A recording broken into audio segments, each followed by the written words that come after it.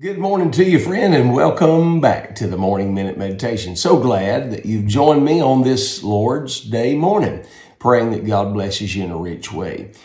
In the book of 2 Chronicles, in chapter 20, Jehoshaphat is the king of Judah, and he is facing an onslaught from the country of Moab.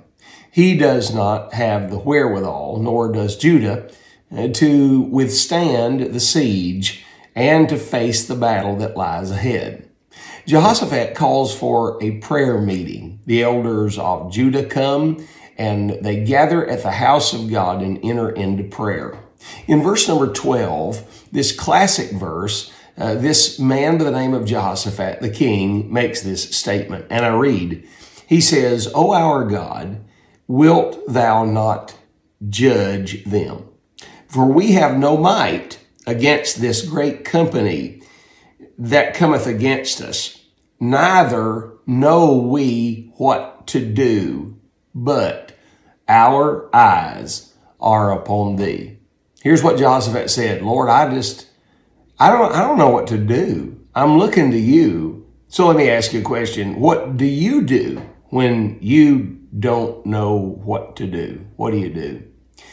In her book, First We Quit Our Jobs, Marilyn J. Abrams made this illustration. She said she and her family had signed up for a walk in this state park, I assume, with a ranger that was guiding the tour of the hike.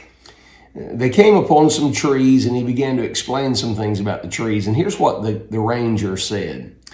He said that when a tree faces imminent danger, either by flood or fire or some other danger, he says that the meat of the tree, the inner core of the tree, begins to twist and tighten to protect itself on the inside, while the outside and the bark looks the same. And you'll never know it until once the tree has either fallen over or a logger has felled the tree, and you begin to look at the tree from the inside out.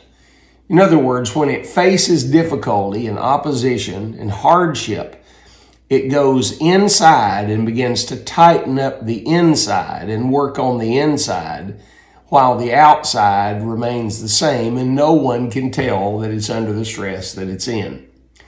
We as children of God do exactly that, or we should, just as Jehoshaphat did.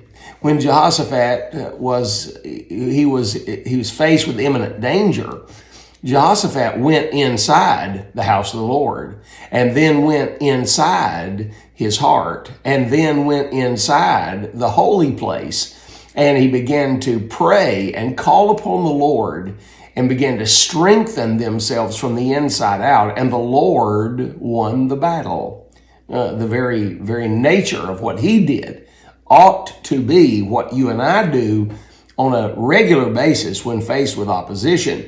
Go inside the heart with the Word of God. Go into the throne room of grace and obtain mercy and find grace to help us in the time of need. Consider what I say today and be reminded of these truths, and have yourself a great day.